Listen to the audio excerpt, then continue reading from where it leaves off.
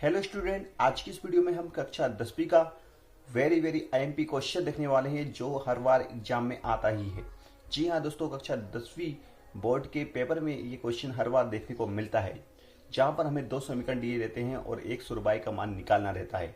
100 रुपये का मान निकालने के लिए हमारे पास यहाँ दो विधियाँ हैं। दोनों विधियाँ आपको आनी चाहिए क्योंकि कोई सी एक विधि से एग्जाम में पूछा जाता है।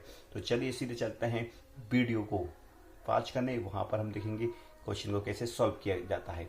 चलिए, तो दोस्तों इस वीडियो में आप देखेंगे कक्षा 10वीं का वेरी आईएमपी क्वेश्चन, जहां पर दो समीकरण आपको दिखते हैं और इन दोनों समीकरणों की हेल्प से हमको 100 रुपये का मान निकालना है।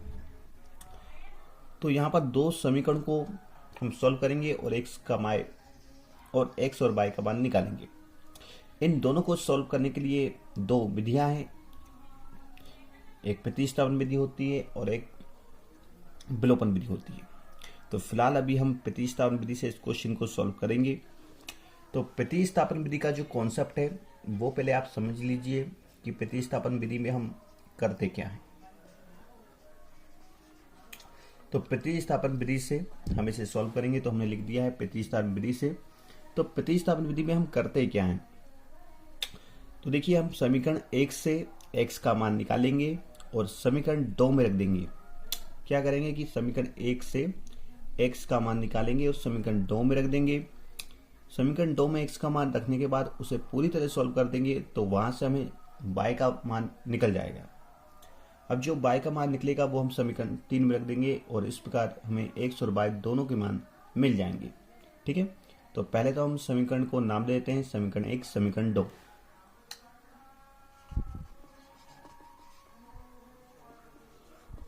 ठीक है, अब हम समीकरण 1 से x का मान निकालेंगे। ठीक है, तो समीकरण 1 को यहां लिख लेते हैं x + 2y = 20। अब हमें x का मान निकालना है, तो इधर ओनली x रहेगा, बाकी यहां पर कोई भी नंबर नहीं रहेगा। तो सभी नंबर को हम कहां ले जाएंगे, RHS में। तो एक बात ध्यान रखिए, जब LHS से RHS में नंबर जाता है तो अगर LHS में नंबर प्लस का है तो वो RHS में माइनस का हो जाएगा। इसी प्रकार LHS में नंबर माइनस का है तो वो RHS में जाकर प्लस का हो जाएगा। अगर मल्टीप्लाई का है तो वो डिवाइड का हो जाएगा और डिवाइड का है तो मल्टीप्लाई का हो जाएगा।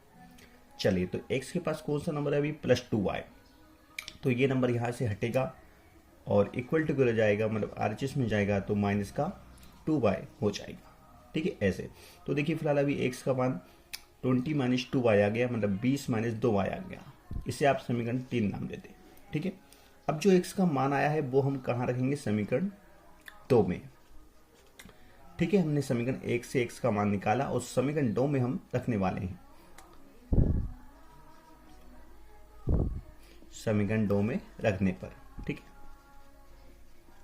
तो समीकरण 2 क्या है वो नोट कर लेते हैं। 3x + 4y = 10। इसमें हम x का मान रख देंगे। तो इसमें जहां x है वहां आप x का मान रख दें। तो याद रखें कि x 3 के साथ गुणा वाली कंडीशन में है, तो x का जो मान है वो भी गुणा में आएगा। ठीक है, तो गुणा में लेते हैं, यानी ब्रैकेट लगा लेंगे 20 - 2y। x के स्थान पर हमने रख दिया 20 - 2y, मतलब 20 - 2y, क्योंकि x का मान है, प्लस 4y = 10। अब क्या करना है, तो देखो अब हमें गुणा करना है। क्यों, क्योंकि हमें ब्रैकेट देखकर ही समझ में आ रहा है कि यहाँ पर गुणा होगा। तो गुणा करने से पहले हम ब्रैकेट के अंदर नंबर देख लेते हैं क्या सॉल्व हो रहे हैं। अंदर के नंबर सॉल्व नहीं हो रहा है। चलिए, अब हम गुणा ही करना पड़ेगा। तो इस 3 का गुणा इन दोनों नंबर के साथ करना है, इसके साथ भी होगा और इसके साथ भी कर देते हैं। 3 का गुणा जब 20 में करेंगे तो हमें 60 मिलेगा। फिर 3 का गुणा -2y में करेंगे तो -6y मिलेगा। ठीक है, नंबर का गुणा नंबर में करते हैं, वेरिएबल का वेरिएबल में और साइन का साइन में। ठीक है, प्लस 4y = 10।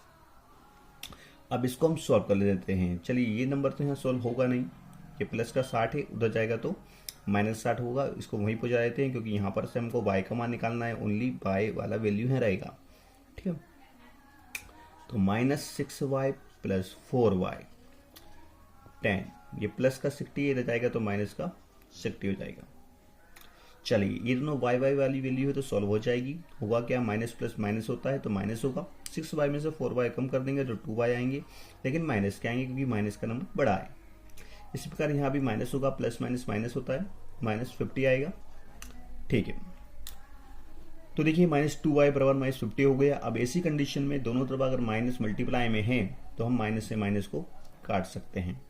ठीक है, अब क्या बचा, 2y बराबर 50। अब जो y के साथ 2 है वो कौन सी कंडीशन में, गुणा वाली। तो इस 2 को यहाँ से हम हटाएंगे और LHS में ले जाएंगे, सॉरी RHS में ले जाएंगे, तो वो कहाँ जाएगा, भाग में जाएगा। तो ये भाग में पहुंच गया 50/2। ठीक है, 2 से 50 को काटेंगे तो ये कितना आएगा, 25 आ जाएगा।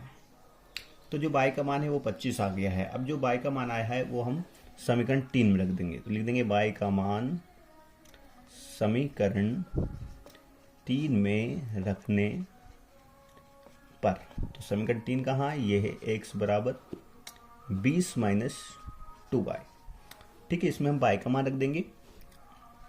तो x बराबर 20 माइनस, तो देखिए y ये y2 के साथ गुणा वाली कंडीशन में, तो y का जो वैल्यू है वो भी गुणा वाली कंडीशन में आएगा। तो ये ब्रैकेट लगा लिया हमने, ब्रैकेट के अंदर 25 रख दिया। y का मान 25 था। ठीक है, गुणा में लिया क्योंकि ये वहाँ पर गुणा वाली कंडीशन में। अब हम वहाँ पर गुणा कर देंगे क्योंकि ब्रैकेट लगा है इसलिए, तो कर देंगे। तो -2 का गुणा 25 में होगा तो -50। तो यहाँ पर इसे सॉल्व करेंगे, प्लस माइनस माइनस होता है, तो 50 में से 20 कम कर देंगे तो 30 आएगा, वो भी माइनस का। तो इस प्रकार देखिए स्टूडेंट x और y का मान हमने प्राप्त कर लिया है। यहाँ आप लास्ट में लिख देंगे x बराबर -30 और y बराबर 25। तो दोस्तों ये थी प्रतिस्थापन विधि जिसकी हेल्प से हमने x और y के मान निकाले हैं। ठीक है, तो एक बार फिर से इसको रीड कर लेते हैं। तो देखिए स्टूडेंट, सबसे पहले होता क्या है कि हमें दो समीकरण दिए रहते हैं, उन दोनों समीकरण को हम नाम दे देते हैं समीकरण 1, समीकरण 2। फिर प्रतिस्थापन विधि का यूज करते हैं। प्रतिस्थापन विधि का कॉन्सेप्ट ये है कि समीकरण 1 से आप x का मान निकालें या y का। फिलहाल हमने x का निकाला और x का मान निकाला है समीकरण 1 से। ठीक है, और वो मान हमने कहाँ रख दिया, समीकरण 2 में रख दिया। तो समीकरण 2 में रख दिया जहाँ पर x था। ठीक है, फिर हमने इसको सॉल्व कर दिया है। सॉल्व करने पर हमें किसका मान मिल गया, y का। अब जो y का मान आया है वो हमने समीकरण 3 में रख दिया और फिर इसे भी सॉल्व कर दिया तो हमें x का मान मिल गया। ठीक है, तो हमें x और y के मान ही चाहिए थे। तो इस प्रकार हमने ये क्वेश्चन को सॉल्व किया है। दोस्तों ये बहुत ही IMP क्वेश्चन है कक्षा 10वीं का। ठीक है, हर बार एग्जाम में देखा जाता है। ठीक है, तो वीडियो अच्छा लगता है तो लाइक कर दीजिएगा एंड चैनल से जुड़ जाइएगा। चैनल से जुड़ने के लिए बस आपको सब्सक्राइब करना है। और भी IMP क्वेश्चन हमारे इस चैनल पे अभी आने वाले हैं।